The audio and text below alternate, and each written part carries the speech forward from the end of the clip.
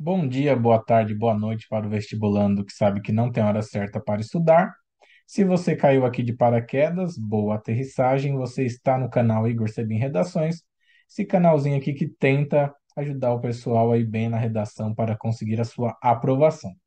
No vídeo de hoje eu vou trazer uma série que eu gosto muito e que pode ser encaixada em alguns temas aí de redação. É a série desse cara aqui, desse ogro, desse médico doido, arrogante, maluco que não curte muito pessoas, dá para ver aí pela foto, mas que serve para ser usado nas redações. Outra série que eu já assisti bastante. Primeiro tema que eu trouxe é Ética na Medicina. Aí quem assistiu o House, eu falei, ixi, esse daí tem muitos episódios, né? Dá para citar muita coisa aí sobre ética na medicina do House e da sua equipe também, que depois é contaminada por ele. Aí como é que eu montei?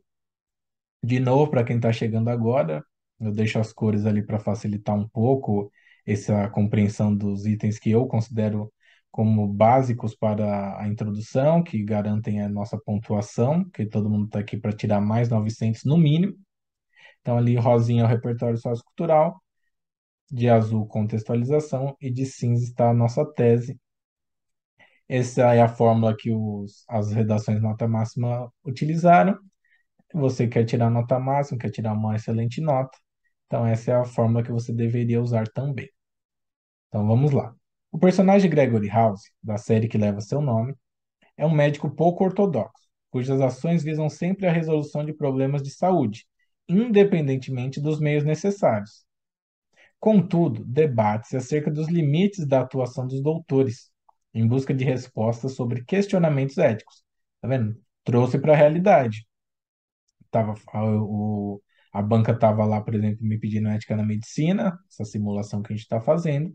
Apresentei uma série, marquei o meu pontinho de repertório, contextualizei, trouxe aqui para o planeta Terra, fora ali do mundo das séries, e eu vou apresentar minha tese, o que que eu acho. No momento que eu estava escrevendo essa introdução, eu pensei, quando eu tenho que refletir acerca da ética na medicina, duas coisas me passam pela cabeça: o viés religioso de grande parte do corpo social e o medo de outorgar demasiados poderes aos detentores dos jalecos. Então, logo, isso estimula acaloradas discussões dessa temática. Vamos lá, meus argumentos. O viés religioso, ele acaba pautando muito da nossa vida porque a maior parte da população é religiosa. O nosso país, então, o número de católicos, evangélicos é gigante, gigante, gigante, imenso e cada vez aumenta. Desse modo, o viés ideológico ele tem peso nessa questão da ética na medicina, porque se questiona muito sobre a clonagem. O Igor Sebin está lá com um probleminha de coração, e o que que a medicina poderia fazer? Criar um outro Igor com as minhas células, pegar o coração desse Igor 2, colocar no Igor original e meio que descartar o Igor 2. E aí levantam esses questionamentos. Mas isso é ético? É correto salvar uma pessoa colocando outra para escanteio, jogando outra pessoa no fogo? Então, o que que eu entendo? O viés religioso, ele entende, muitas das religiões, que tem um outro plano, ou tem uma reencarnação, ou tem uma jornada no céu, ao lado das divindades. Então, eles não aceitam que a gente faça de tudo para se manter nesse plano aqui. Porque se tem outro plano, segue os preceitos aqui embaixo, que lá em cima você está garantido.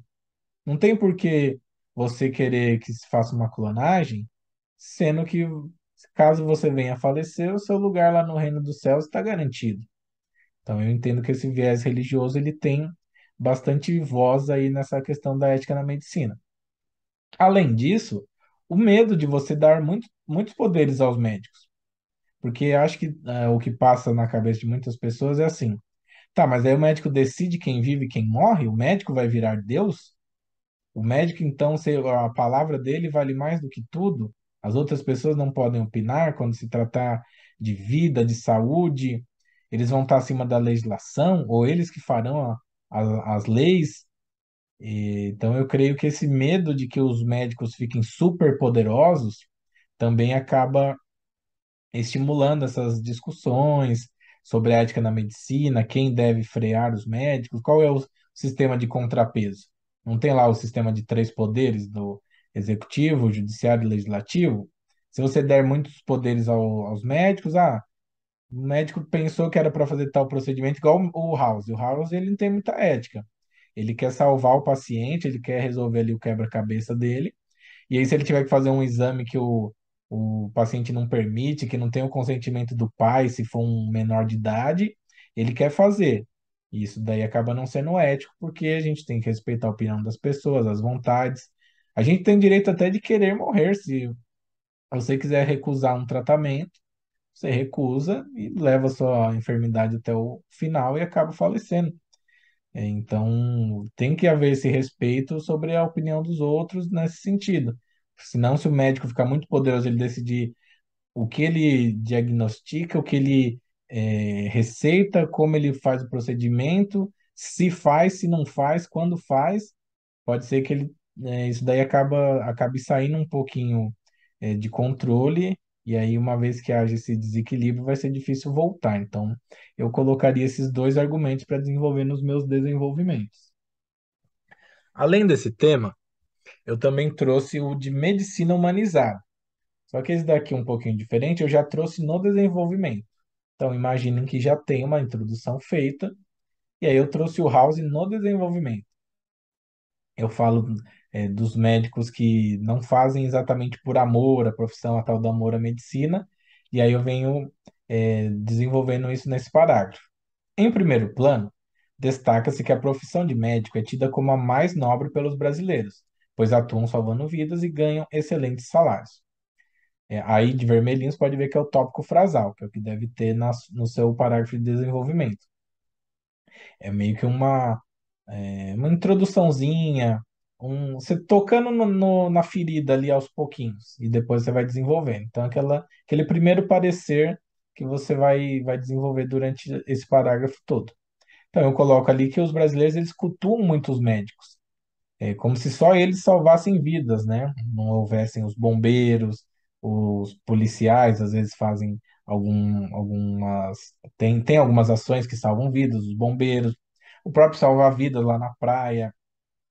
E eu já penso até mais além. Acho que um motorista que te leva de São Paulo na praia, fazendo várias curvas lá na estrada, dirigindo certinho, de certa forma ele está preservando as vidas que estão dentro daquele ônibus também. Mas enfim, só o médico que acaba ficando com toda essa nobreza e também muito por causa do salário, né? Como a gente vive num sistema capitalista, quem ganha muito bem acaba tendo também um status maior. Aí de azul vai ser a elaboração do meu argumento. Eu começo elaborando, eu embaso com o repertório sociocultural do House e depois continuo. Então vamos lá. Contudo, muitas pessoas ingressam nessa carreira somente pelo prestígio social e pela alta remuneração, o que tem por corolário o prejuízo na relação com o paciente, uma mecanização durante as consultas.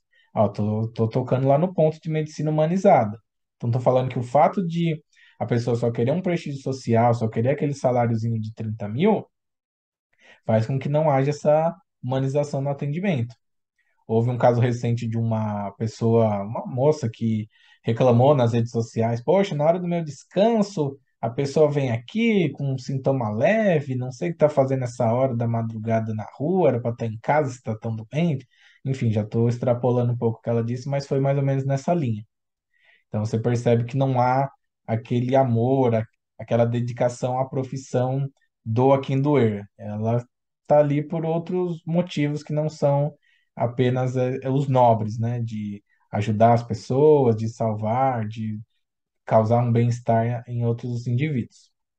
Aí eu venho com o meu repertório sociocultural. Essa situação foi retratada na série estadunidense Dr. House, em que o protagonista é um médico arrogante que ama o poder obtido pelos conhecimentos, porém se recusa a ver os enfermos, tratando-os à distância somente pelos sintomas constatados por sua equipe. Quem assistiu a série sabe, né? O House ele tem uma equipe que fica lá colhendo sintomas, falando com o paciente, e ele fica na salinha de vidro dele, com a bengala dele, jogando a bolinha pro alto, escrevendo numa lousa e querendo resolver o quebra-cabeça. o paciente acaba sendo o detentor desse quebra-cabeça. Em vez de ser um ser humano que ele quer ajudar, ele é como se você tivesse dado uma charada para ele, por meio de sintomas, e ele tem que descobrir qual é a enfermidade. Esse é o tipo de comportamento que ele apresenta durante a série, que não tem nem um pouco de humanidade aí nesse tratamento. Aí eu continuo elaborando meu argumento. Fora da ficção, a realidade dos hospitais públicos brasileiros não dista muito da produção dos Estados Unidos. Haja vista que os doutores costumam atender de cabeça baixa, encarando seus receituários, com celeridade e prescrição de medicamentos padronizados, sem solicitação de exames ou verificação manual no corpo do paciente. Quem nunca passou por isso, ou conhece alguém que passou por isso, que às vezes ficou 3, 4 horas lá na fila, chegou lá, o doutor, e aí? Ah, doutor, então toma esse dipirona aqui, se não melhorar em 2 dias, você volta. E aí você fica com aquela cara do tipo, ué, mas assim, a distância? É, da próxima vez, então, eu faço telemedicina, só ligar para alguém, como se você não conseguisse comprar um dipirona ali na farmácia, né?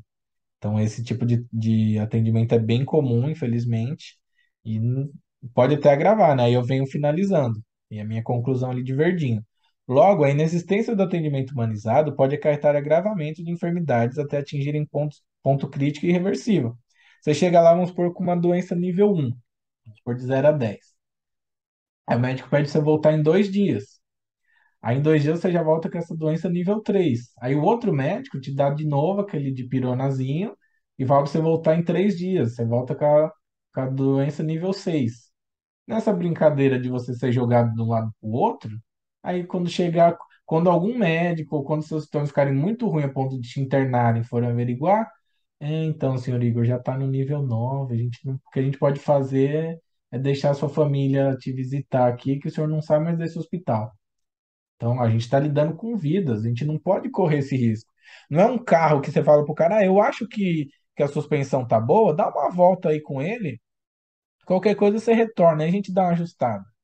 A saúde das pessoas é muito importante, então não tem espaço para esse tipo de atendimento, para esse tipo de desleixo, desse descaso dessas pessoas que trabalham com a vida das pessoas. A vida humana, ela é um bem, assim, muito valoroso, é o bem mais valoroso que nós temos. A nossa preservação, quando você está numa situação de perigo, você corre, você se esconde, porque a preservação da vida, a nossa autopreservação é o nosso instinto. Então, as pessoas que se prontificam a cursar medicina, elas têm que saber dessa responsabilidade e têm que agir de forma adequada. E assim eu fecharia esse D1, apresentando todos os elementos que são necessários para um parágrafo de desenvolvimento, tópico frasal, repertório sociocultural, elaboração do argumento e a conclusão. Esse é um parágrafo que eu também acho que teria uma boa nota. E para finalizar, eu trouxe esse tema da automedicação, impactos da automedicação sobre o homem, aqui já é uma introdução novamente, que eu venho lá com as cores que vocês já viram antes. Na série estadunidense Dr. House, o personagem principal é viciado em Vicodin, medicamento tomado por conta própria para dores na perna. E este hábito faz sofrer alucinações, o que tem por corolário sua internação em uma clínica de reabilitação. Quem já assistiu a série sabe que lá na quinta temporada, depois de 5 anos tomando esse medicamento, ele acaba tendo complicações, alucina e tem que ir para essa clínica de reabilitação. Isso que é um médico.